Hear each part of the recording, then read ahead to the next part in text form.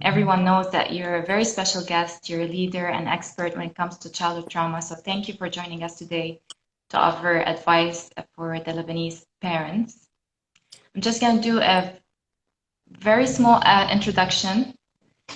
So Dr. Bruce Perry is Senior Fellow of the Childhood Trauma Academy, a community of practice based in Houston, an adjunct professor in the Department of Psychiatry and Behavioral Science at the Feinberg School of Medicine in Chicago. He's written 3 books, with Maha Ghazale, The Boy Who Was Raised as a Dog, a best-selling book based on his work with maltreated children, Born for Love, Why Empathy is Essential and Endangered, and his most recent multimedia book, Brief Reflections on Childhood Trauma Society, which was released in 2013. And so you've helped a lot of, in your experience, you've worked with a lot of traumatized children, a lot of community and governmental agencies consulted with you on high-profile incidents like the Hurricane Katrina, September 11 terrorist attacks. So you've probably seen it all. Well, I have to say I've seen a lot, but this is a terrible, terrible tragedy. And one of the things that let me just say, first of all, I want to say my heart is with everybody who was impacted by this. This is just, I'm sure it's a terrible, terrible, devastating experience. And I have to say, many of the big disasters and tragedies that I've been part of and tried to help with, the community started out pretty healthy and, had not really been impacted too much prior to the big event. Mm-hmm. So one of the things that's unique here is that your community for decades has been struggling with a whole host of problems. And so in many ways, your community was fragile to start with. And I say that with respect. I mean, you're also obviously a community that has tremendous resilience, but this is just kind of a horrible, horrible experience on top of a whole host of other challenges. And part of what we've learned over the years is that whenever there's a big event like this, there's the tendency of people all around the world, because it's a high-profile event, who will want to come and try to help, which I think is a nice. It's a nice thing. That's good. Yeah. However, a lot of times people forget that the impact of these traumatic events doesn't end after 2 weeks or a month or 6 weeks. It really, in our experience, it actually gets worse for about 6 months. And then at that point is when you really need the most help. Yeah.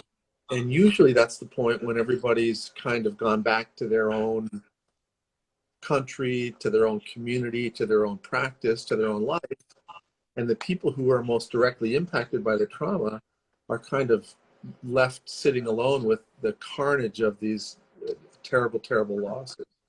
Absolutely, you said it right. Because everyone here is noticing that the media, the international media, is not really shedding light on what's happening here anymore. The focus, like you said before, on everything that was happening, and now things are not really focused on what's happening here.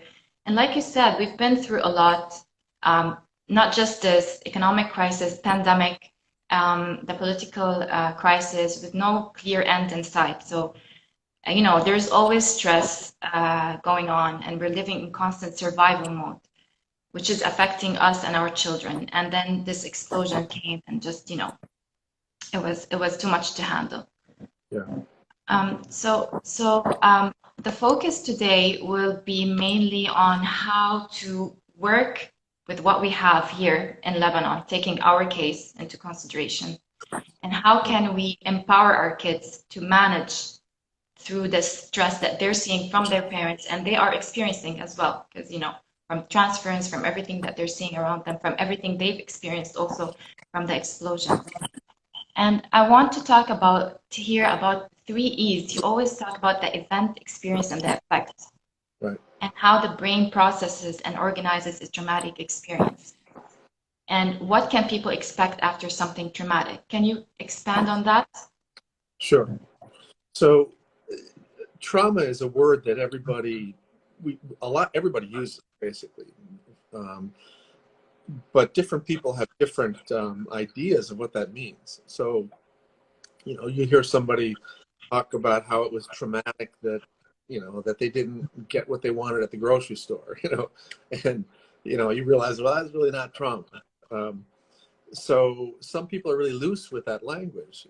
And it's been interestingly enough, it's been hard for academics to define trauma, because a lot of people in the beginning, when we were thinking about post-traumatic stress disorder, the trauma was the event.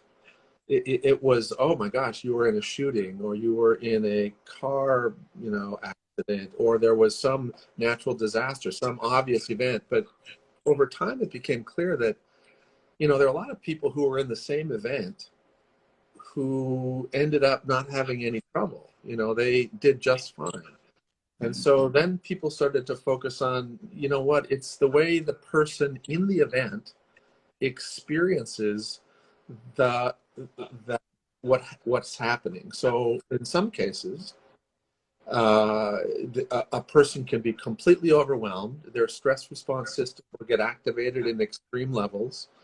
And because of that, that can lead to the third E, which is long-term effects of an overactivated stress response system, which can include risk for physical health problems, risk for emotional challenges, risk for social problems, and so forth. So now, most people tend to think about sort of going through in a sort of a traumatic event and thinking about, all right, there's going to be a kind of like a bullseye that you can think of, that right in the middle of the bullseye will be the people who are actually in the explosion and were directly impacted by seeing somebody get injured or getting injured themselves. And those people are at the highest risk of having a significant effect from the event, and then having long-term sort of consequences from that experience. And so you would expect, and I'm going to just throw a number out here, this may not be accurate, but let's say 80% of those folks at 6 months are going to be continuing to have significant difficulties with sleep and concentration and energy and depression and classic post-traumatic problems. Mm-hmm. And then you go to the next circle out of the bullseye. That might be people who are related to folks that were in the explosion, but were not really right there. Mm-hmm. And because they live with those people, they're close, but they weren't right on top of the event. And then you kind of go further out. It might be people that work with somebody who was there, or people who have distant family members that were there. And so your risk for being impacted by this event falls off as you get further away from the epicenter. And you can actually do math, and I've done this with a number of things, where you can estimate the number of people that are going to have mental health challenges, physical health challenges, work challenges, and so forth from a big event like this. And I did a little math up front that, considering the scope of this problem, you're going to have thousands and thousands of people who are going to have ongoing effects from this explosion. And those effects can be different depending upon the person and depending upon what happened to you prior to that. So let's say that you're somebody who is a combat veteran, and you're sensitized. You've already got combat related problems. And now you're in an explosion in the middle of a city that's not in combat right now, and that can be a devastating experience.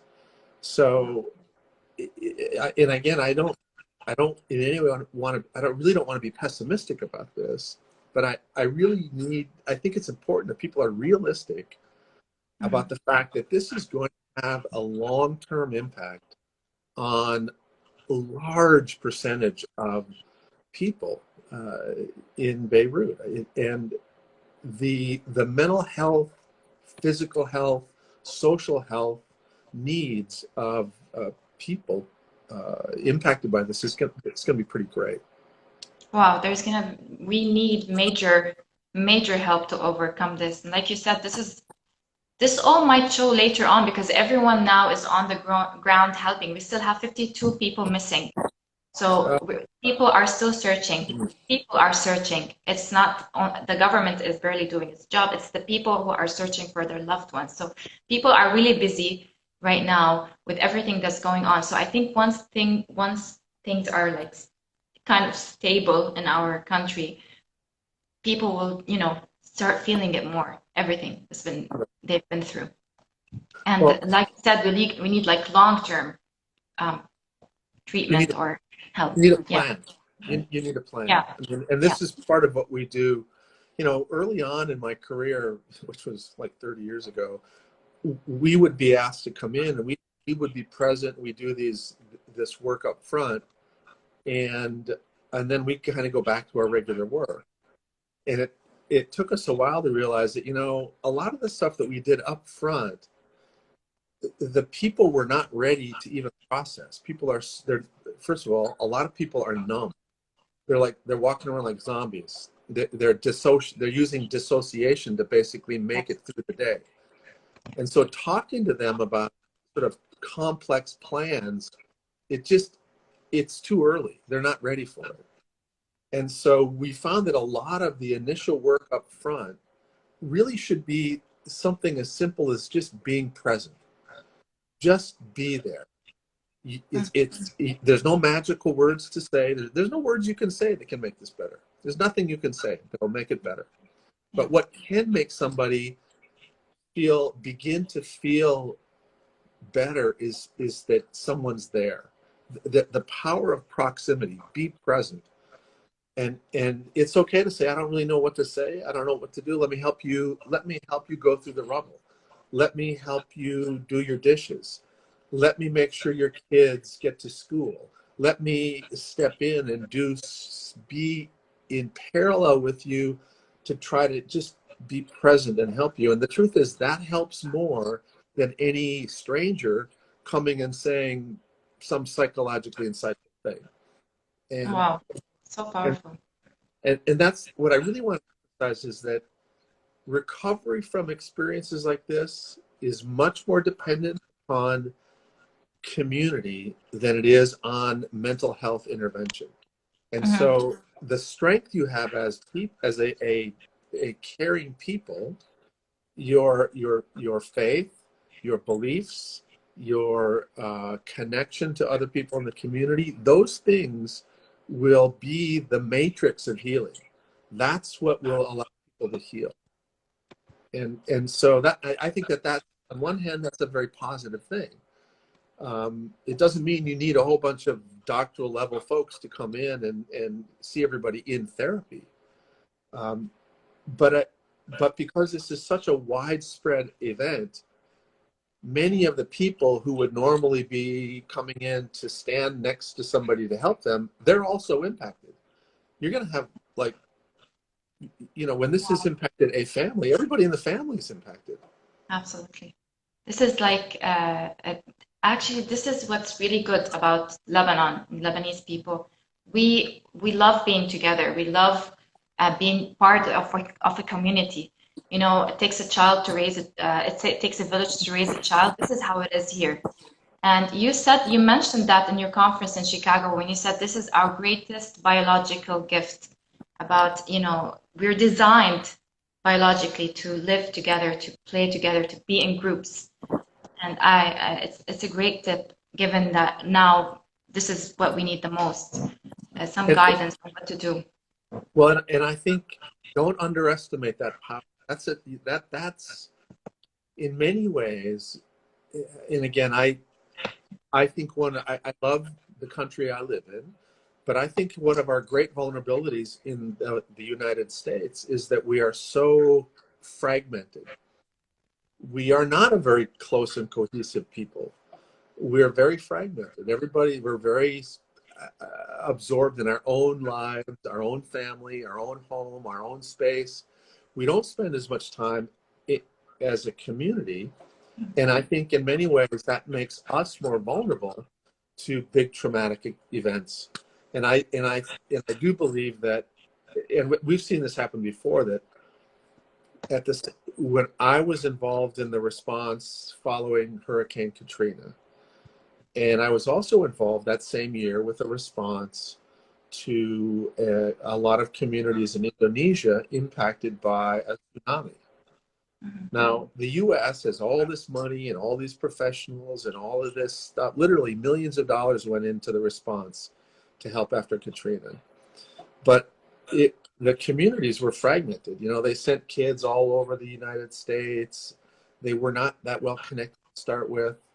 But in these Indonesian communities that were devastated, they moved as a community to a refugee camp. They stayed together at a refugee camp. They went back to their community and rebuilt as a community. And they had more objective loss of property. They had more objective loss of life, but they had way less post-traumatic stress disorder because they were cohesive. And I think that as tragic as what has happened, the real strength that you're talking about is this sense of community that will help you get through all this stuff. The support from the community. That's Yeah. amazing. That's really, this gives us hope as how are we ever going to overcome this? Because we've been through a lot. So this is kind of like was too much for us to handle. But I wanted to ask you about children and how they've experienced this. And you talk about the bottom up experience when it comes to children experiencing such traumatic events, and what will we expect from them later on as in terms of behavior, and how should we understand that behavior and how should we deal with it, and here as parents and as a school also.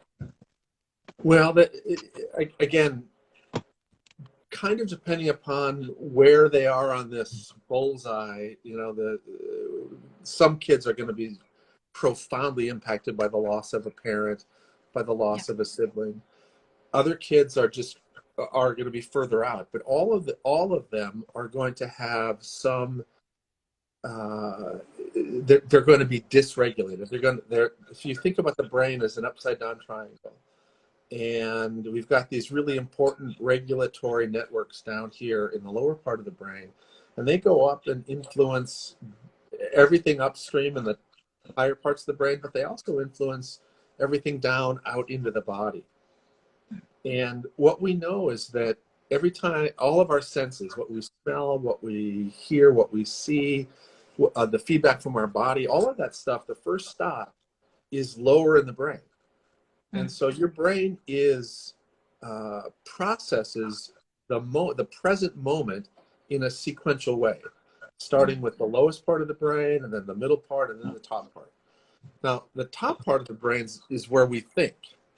And so one of the things that happens when you're under threat is that these lower systems get so activated that they shut down the top part of the brain. And they're much more concerned about survival than they are about contemplating the past or thinking about the future. So one of the keys in helping somebody who has had a threat-related activation or trauma-related activation of these systems is to try to quiet them down a little bit. And one of the things that we know there's two things that are really important if you're a parent or an adult trying to help kids. The first thing is that human beings are very, very contagious to each other. You know, we're relational creatures, and that's why community is so important. that literally when we're in the presence of people we feel safe with, people we feel like we belong with this group, our stress response system gets quiet. We feel safe. And so that's why community is regulated. And that's why this is one of the reasons community will help heal. Being in community, being with other people will be regulating itself. And so now, because of this contagion, if a child sees the adults in her life be regulated, if they're regulated, it will calm them down. Mm-hmm. If the adults in the child's life are overwhelmed and are falling apart, and the truth is, I'm not saying it's okay. You're going to fall apart at times. I mean, there's a reason to be upset. But if the child sees that after you're upset, that you pull yourself together, that you come over and you reassure your child, and they see how you handle your distress, they will be reassured. Number one, they'll see, listen, it's okay to express your emotions. It's okay to say I'm afraid. But it's also, being overwhelmed like this, it's not the end of the world. We can get through this together. We will be okay together. And we can rebuild our home. We can rebuild our community. And a child seeing that in the adult, that will be both emotional and sort of cognitive support. And so really the key thing for parents is to, number one, don't be afraid to express how you feel in front of your child.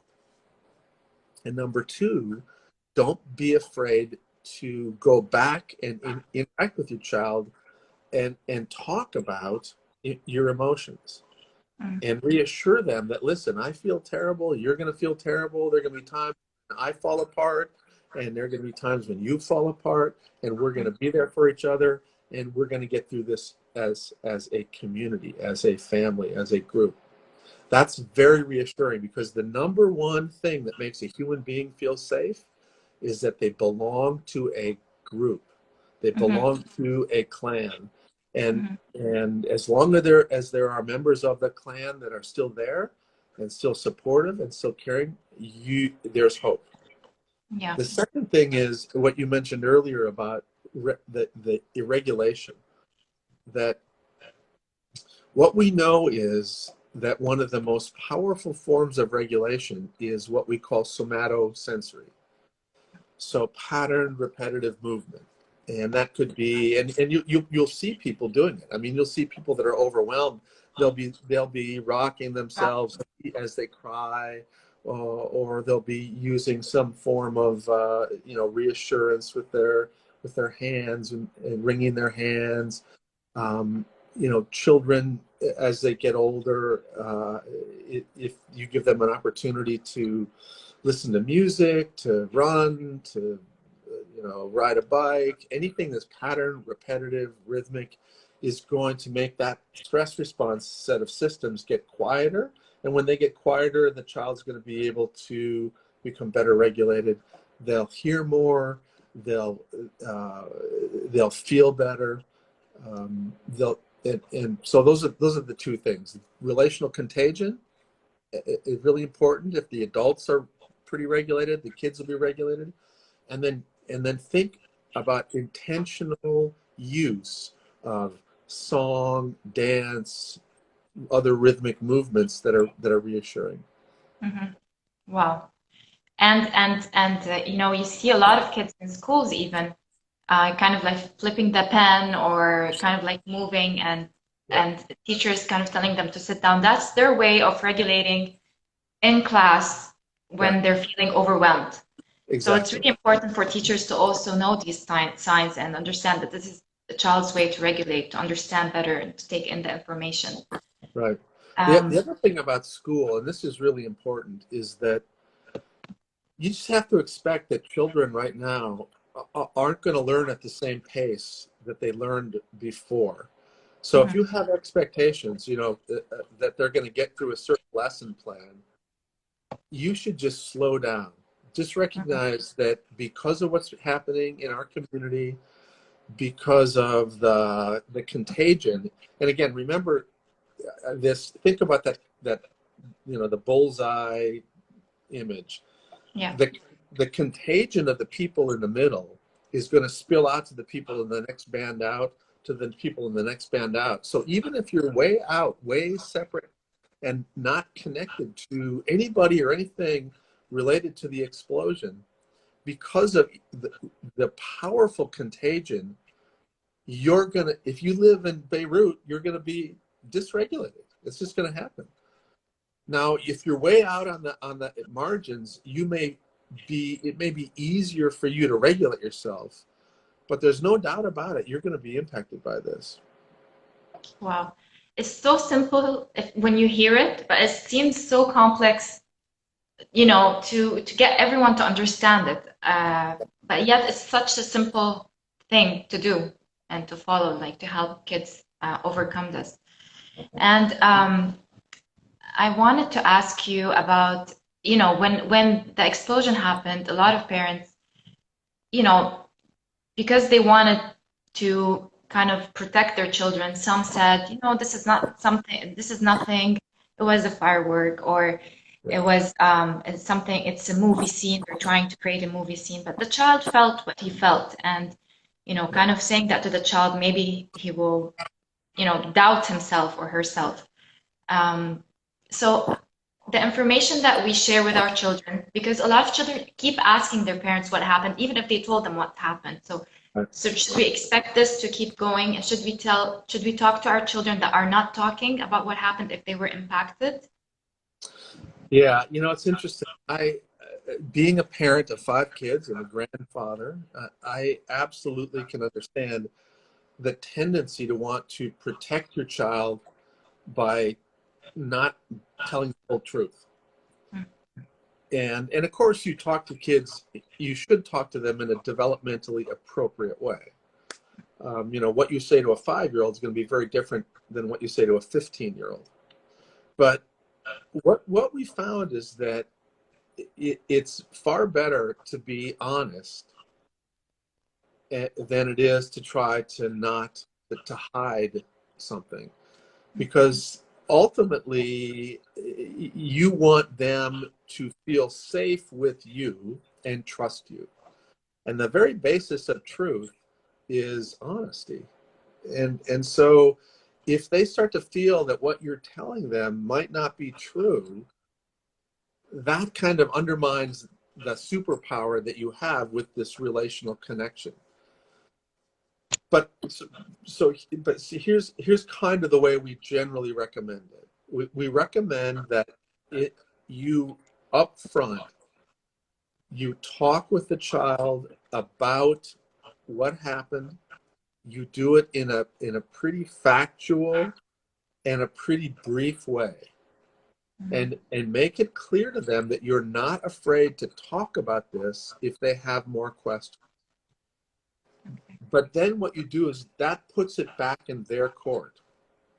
And if they then gives them the opportunity to come in and ask a clarifying question or talk about it in more detail if they want to. And so here's what you should expect. Children don't want to talk about it the way adults want to talk about it. They want to talk about it in little bits, tiny little doses of revisiting it.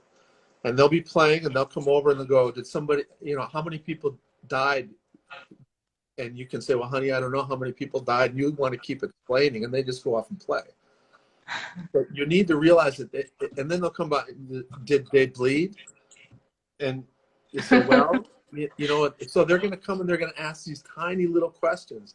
And our tendency will want to be to kind of give them some complete long response. Don't do that. Just answer their question. And if they have follow-up questions, then you can keep answering them. But if they see that you're able to be honest with them, it's reassuring. The way I kind of think about this is, if you think about sitting down at a dinner table and you've got a big plate full of food, you can't eat all that food at once. You have to eat it one bite at a time. And that's kind of what they're trying to manage. This is a lot of stuff to process. And so what they do is they're one bite at a time. And when they come up and they're playing, and then they come and ask a question about somebody, did they bleed? That's one little bite. And then they go back, and then they'll play, come back and go, did it hurt? And then come back and they'll ask some other questions. Is this going to happen to me? And all you just give the simple, reassuring, as accurate as possible, and little by little they'll start to feel a bit more regulated. Wow. But this is going to go on, and they'll come back, and you said it, Maha, that they're going to ask the same thing again and again and again, and you'll find yourself sort of re-explaining it, and every time you kind of talk about it, they'll be coming at it from a slightly different perspective. It's very much like trauma therapy. And what about the question when they say, is it going to happen again? Living here, I mean, we want to say, no, it's not going to happen again. And if we say we don't know, maybe anxious kids will get more anxious with what ifs crossing their minds. So what is the right answer when it comes to this? Is it going to happen? Will the glass fall on me if they're playing near the glass again? Yeah. I mean, I have to say, I wish I could give you like a perfect answer to that, because this is where, like, the reality is you're going to do everything you can to keep them safe, right? And that's one thing you should always say, listen, I'm going to do everything I can to keep you safe. And the people I know that live in our neighborhood are going to do everything they can to make sure that nobody stores that kind of stuff around here anymore.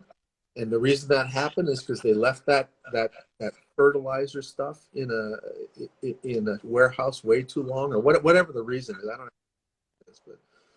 know.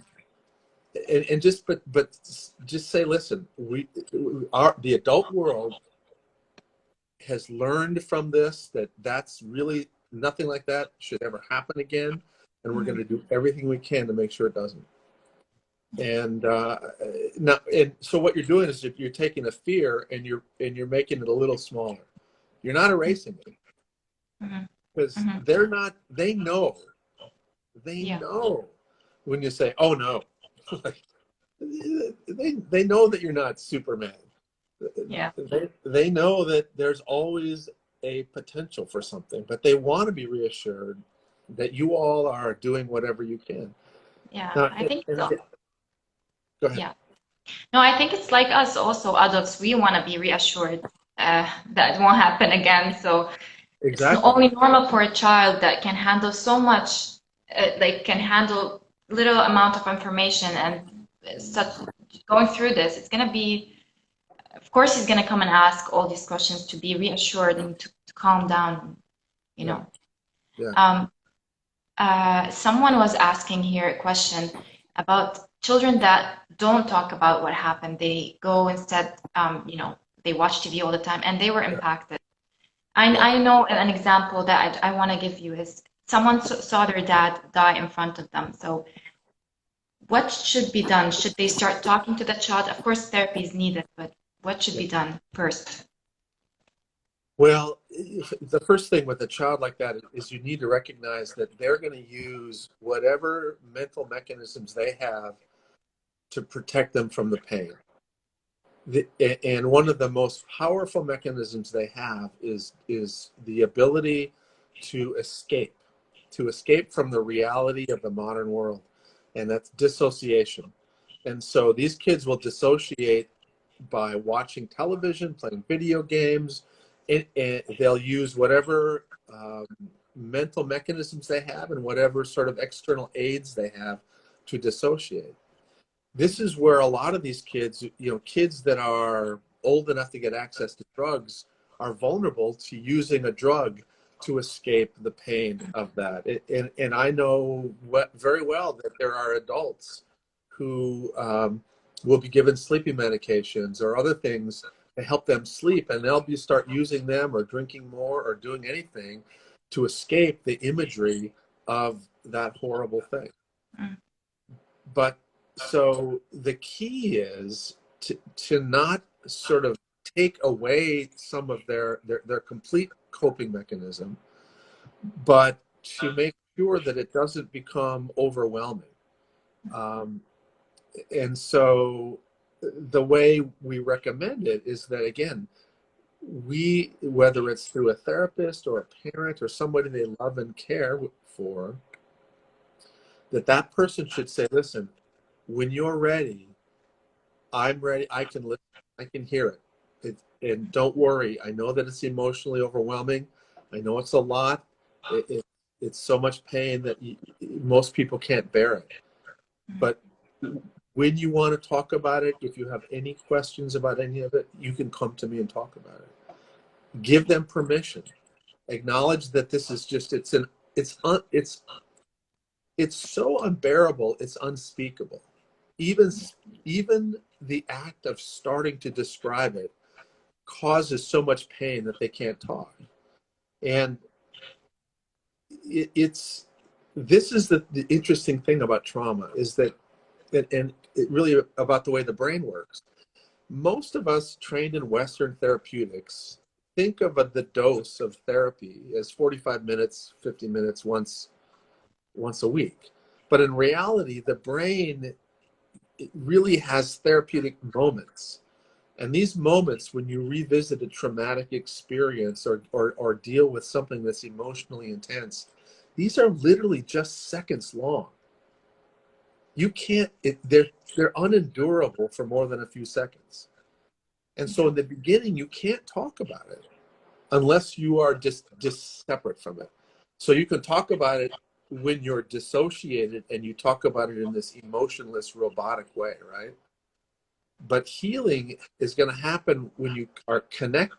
You've got to get to it, but you can only be there in little moments. And this is why things like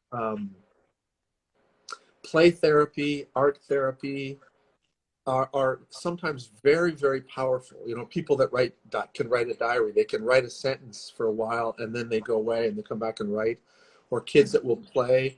They'll do moments of reenactment and then they'll step back and then they'll do something else. But what they're doing is that they're dosing a tolerable revisiting. It's just seconds long, and then they kind of have a spacing where they get back to a safer place, and then they go back at it, and then they come in, and this can take a long time. So wow, this is like the plate. You want to explain the plate, like taking small bites. Exactly. And processing small bites. Yeah. Yeah. And I want to talk about resiliency.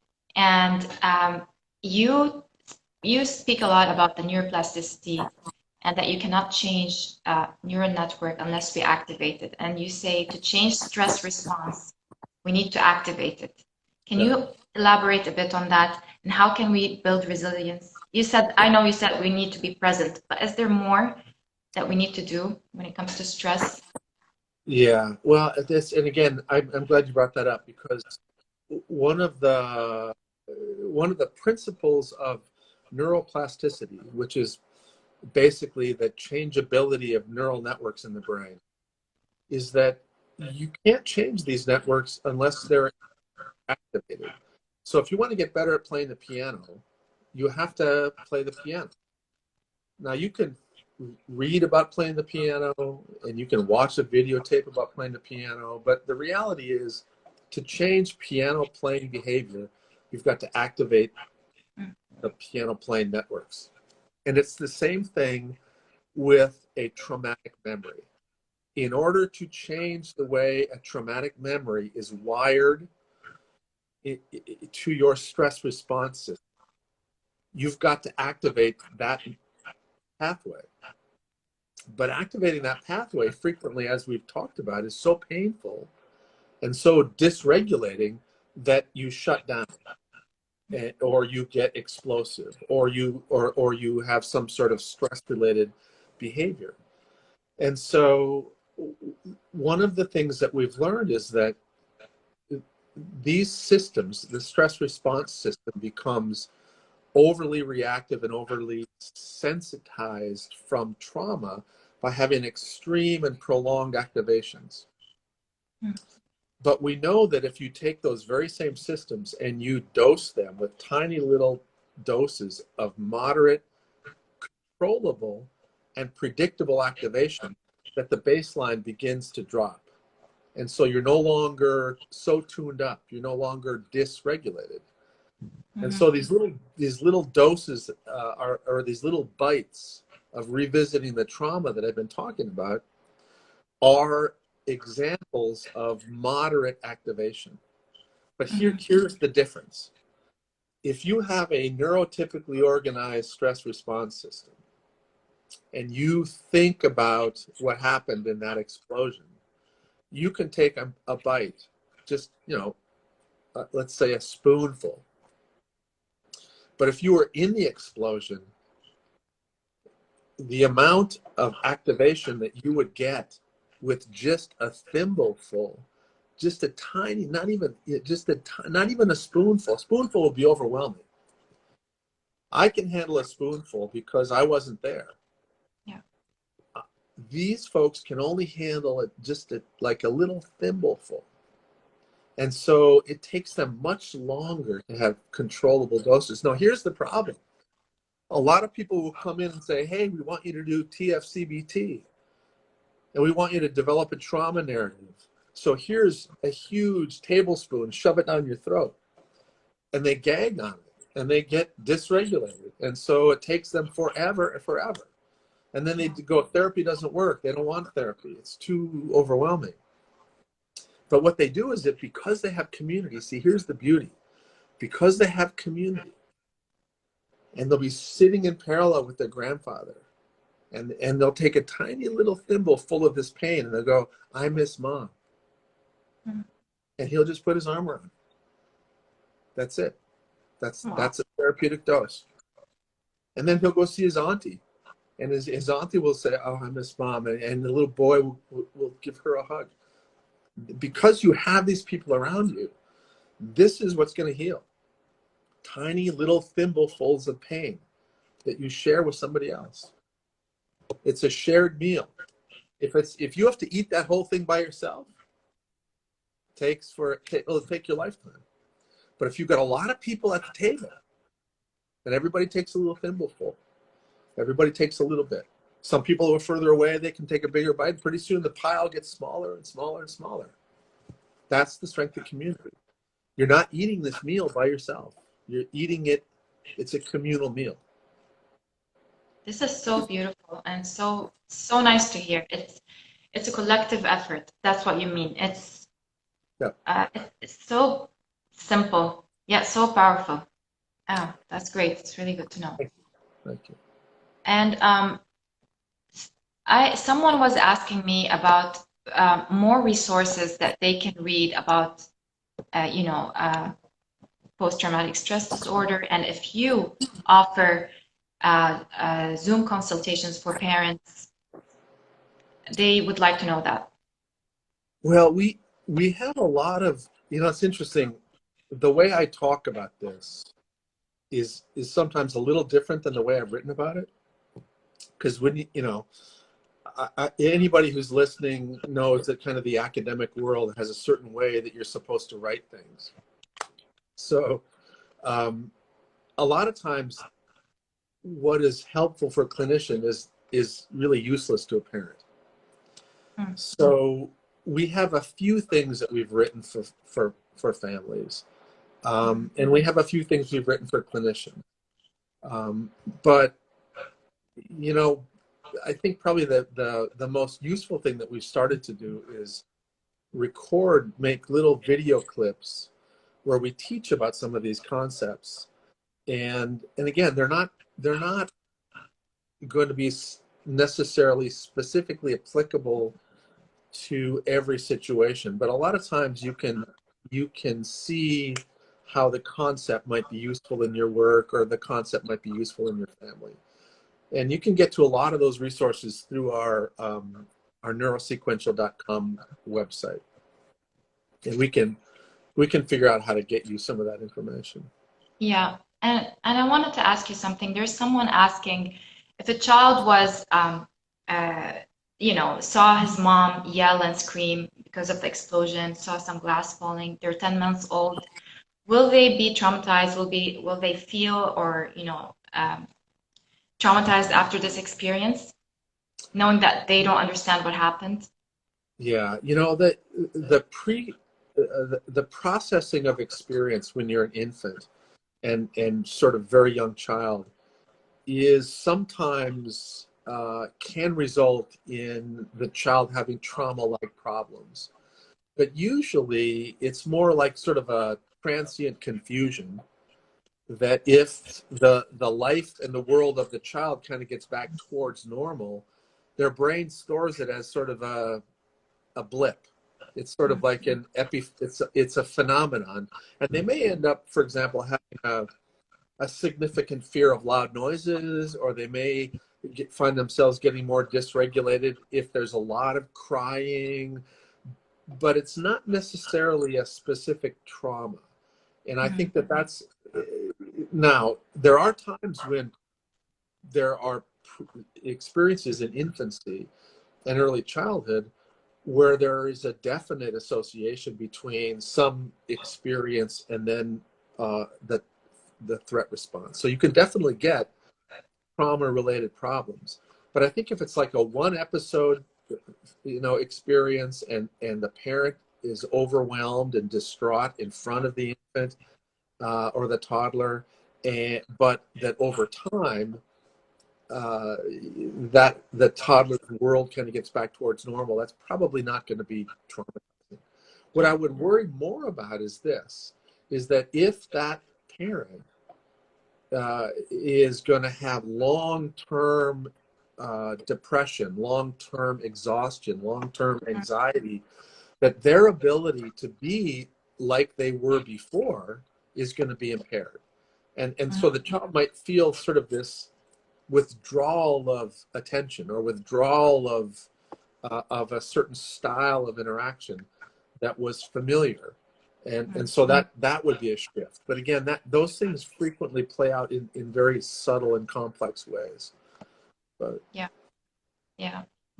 And I want to add something that you've always talked about. We still have a few minutes before Instagram decides by itself to turn off the session. So you talk about the core elements when it comes to healing trauma. It's being respectful, relational, rhythmic, rewarding, repetitive, and relevant. You agree that we need to follow these core elements when it comes to helping our children?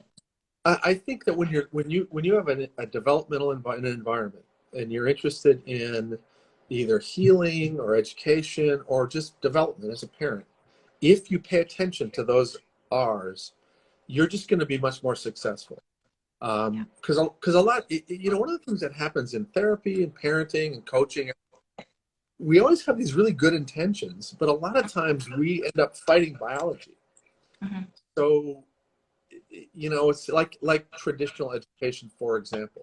We really want our kids to learn a lot, right? We think it's great, learn how to read, but sometimes we forget that a child can learn how to read sitting next to somebody and reading and playing around and goofing around as well as they can learn to read when they sit in a big apple pie circle and don't move and listen to a teacher. And so I think that's why we put those R's, we talk about those R's, that you're going to just find it so much easier to change a child if you pay attention to those facts. If you do things, for example, someone mentioned earlier, rhythm. If you incorporate movement into your interactions with your child, you're going to teach them values better. You're going to teach them mathematics better. You're going to teach them soccer better because the brain changes much more effectively in rhythm. This is why so many of our wonderful, if you do chanting and singing, and when you're learning verbal content, it's easier to memorize. Yeah, and someone here just asked one question, and before we end, they said, if is it better to live after renovation in a house where death of a parent happened, in front of the child? How can not? I know this is a very broad question, but maybe how better to address it is how to make this transition back to the house after they saw that. How can we maybe in small doses, like you said, right? Talking about it in small doses.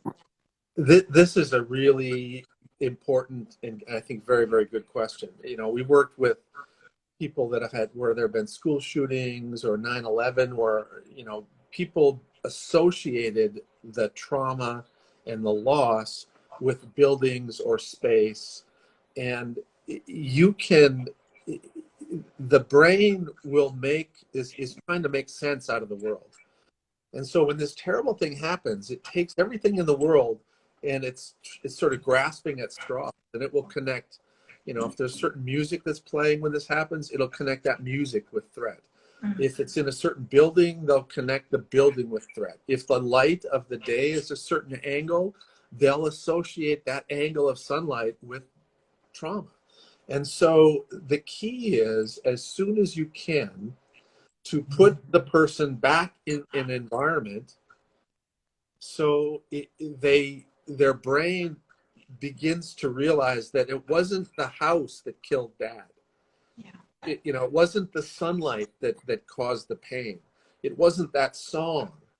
And the more you can stop the post-traumatic generalization, the easier it is for a child or an adult to get back into normal aspects of their life. Now, there are times that, you know, like the library at Columbine, where there was blood in the carpets, and, you know, there are times when you just, if you can, you know, close the library, you know, just, or make it different. And, you know, but I think, you know, if you don't have any other choice, if this is the only house that you can have, and this is where you live, and this is the best thing to do is to try to get the child back in the environment, and then have positive things happen in that house. So have positive, loving family meals right where there was loss. So over time, that the positive memories associated with that place begin to outweigh the sadness. And so when you go there, you remember being happy with dad as opposed to dad dying right here. And it's a process, but that's kind of what I would recommend when you're stuck with when you have to you return to the same place. Okay, that's really great. Dr. Bruce, thank you so much for your time. Thank you for your contribution to the Lebanese parents. And it's really been an honor having you. It's my pleasure. And I'm happy to, you know, if you guys want to talk about making a longer term plan and having some more of these things, I'm happy to do that. Definitely. I'll be in touch. We'll talk about this more. Thank you so much. All right. And thank you for introducing me to this whole new technology. I've never Instagram. Like you have to stay active on that account. A lot of people are gonna follow you, so I'm joining the modern world now. Yeah. Okay, thank you so much. Have a great day. You too. See you later. See you. Bye.